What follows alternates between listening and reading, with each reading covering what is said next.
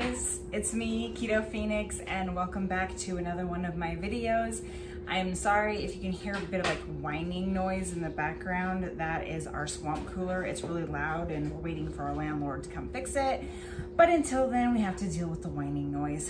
So anyways, today I wanted to make some salsa, and I have a weakness for the salsas that they make at the Mexican restaurants. Like, it's like, I don't even go there because the salsa is not something I'd be able to say no to because I love it that much. About a year ago, I went to a party my friend was having and she had made salsa. It was so good and it tasted exactly like the Mexican restaurants. I asked her for the recipe and I decided that I was going to attempt it, but make it keto. I'm going off of a non-keto recipe and I am just gonna play with it. I've got my apron here. My mama-in-law and papa-in-law made it for me. I'm representing the state I used to live in, I was born in. So go Beavers. If you know, you know. So let's put our apron on because I have a feeling it's gonna get a little messy in here. I got everything prepped and ready to go. So let's get into this. So for this recipe, you're gonna have to make sure that you have some kind of food processor. So this is mine. I actually haven't used this very much. The only time I've ever really used this was when I was making my cauliflower mashed potatoes for like Thanksgiving and stuff. So this thing has only been used, I think this is like the third time it's been used. And both of those times were by my husband. So I've actually never used a processor. So you guys, you can laugh if you want if I totally mess up. First, you're gonna need a whole can of tomatoes. I used the Hunts. This is a 28-ounce can, and the total carbs is 6 with two dietary fiber, which makes it 4. But then you have to add the total sugars, which makes it 7.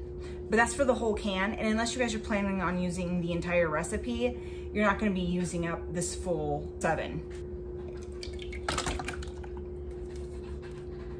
Hopefully my processor is gonna be big enough. I'm starting to kind of worry. So I'm gonna bend you guys down a little bit so that you can see what I'm doing here better. Say hi to Garfield. But next we have diced tomatoes and green chilies. I got the original one. This is a 10-ounce can, and you have to put 2 of these 10-ounce cans in here. And of course, the total carbs is 5, dietary fiber is 2, which drops that down to 3. But then you have the total sugars, which are 3. So for one can, it's 6.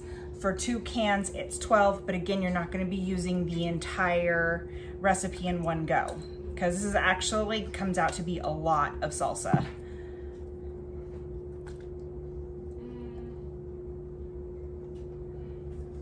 I'm starting to think I might need a bigger processor, you guys.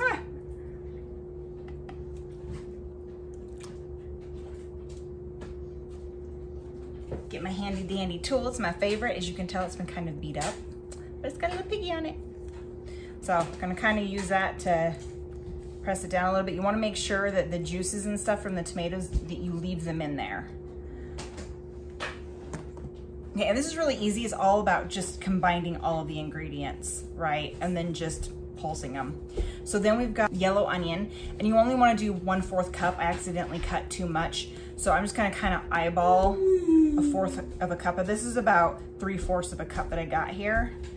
So I'm gonna say that right there is about 1/4 of a cup right there of that, okay?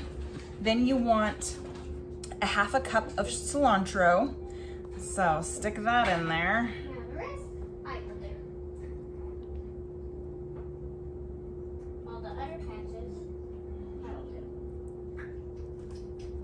I'm trying to not make a total mess.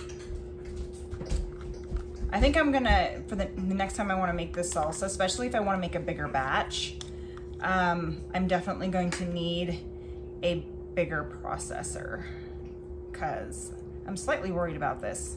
And you're supposed to use 1 clove of garlic. I had this already and I really wanna use this up.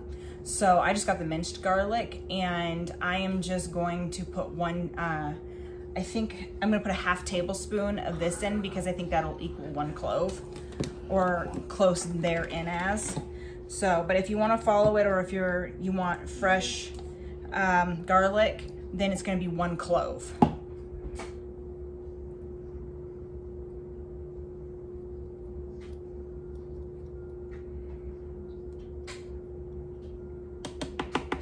Now we have some ground cumin, and you have to do 1/4 of a teaspoon of ground cumin, 1/4 teaspoon of salt. Hey, open up. Oh, well, that's nice.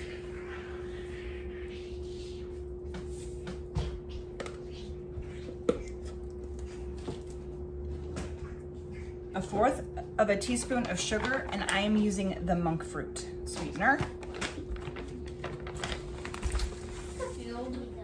What are you doing later? And I almost forgot, you have to do 1 jalapeno with the seeds in there. You just cut it in half, cut the halves in half, and then just cut them up from there.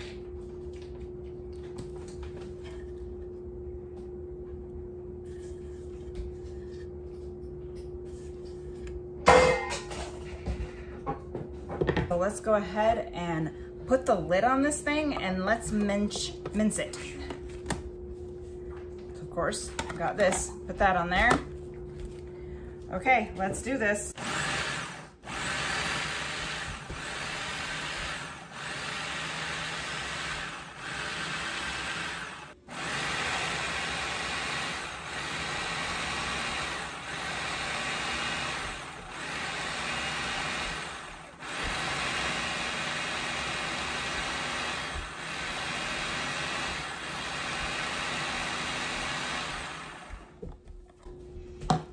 Okay, and then what I'm gonna do real quick is I'm now gonna take half of a lime, and I'm gonna squeeze it in there. Unless you have one of those things that can already juice it for you, you can do that as well. I do not have a juicer of any kind, so we're using hand power. That's good enough. Okay, and then let's pulse it again.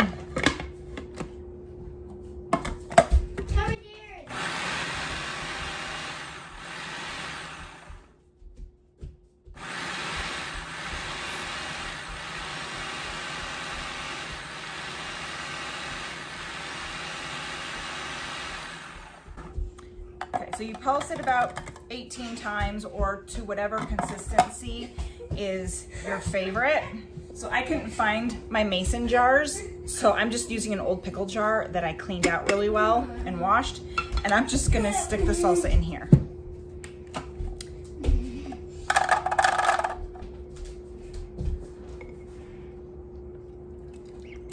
Oh, I was making a mess. I'm putting a funnel in here, and hopefully that'll help it a little bit.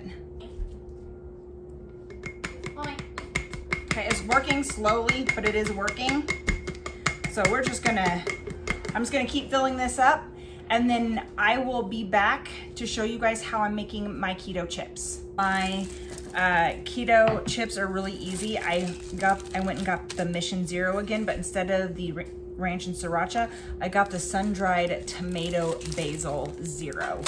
And it's 7 carbohydrates and 7 dietary fiber for 0 net carbs. So, and then all I do is just take some of them. I've got 1, 2, 3, I've got 4 right here. Okay, and then here's my pizza cutter. And so all I'm gonna do is I'm just going to kind of cut these into like a chip style here. And of course they're gonna be in different sizes, right? And then I'm going to fry them up in some oil.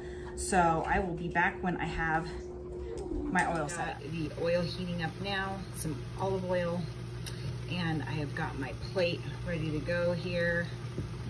So, yay! Okay, here we go. We're gonna try it out. I've never fried these things before, and they feel kind of floury, but I'm sure they'll work. Now I'm gonna flip them over. Oh, come on.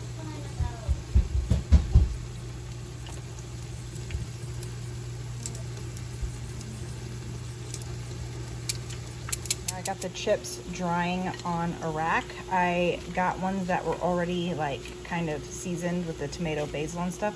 So I don't think I'm gonna need any salt or anything, but we'll play that by ear. But yeah, now I'm gonna cook the rest of them and then I will be back for the taste test. Okay, here we go. We're gonna taste test it.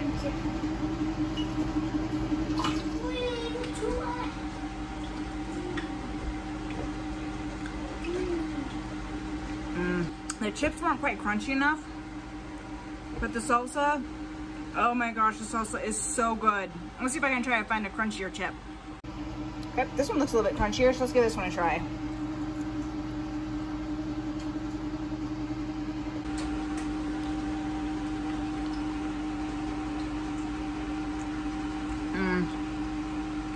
So good. The only thing it takes away from it a little bit are the chips that I made. They're just not corn chips, like they're really crunchy ones. So I'm gonna have to find an alternative for that. Maybe I'll do pork rinds or something, I don't know. But the salsa, you guys, perfection. Tastes just like what you would get at a Mexican restaurant. So good. Yum. You guys gotta go get the ingredients. What are you doing? Don't, like, go now. Go get the ingredients. Make this salsa. You will not regret it. I'll see you guys in my next video. Bye.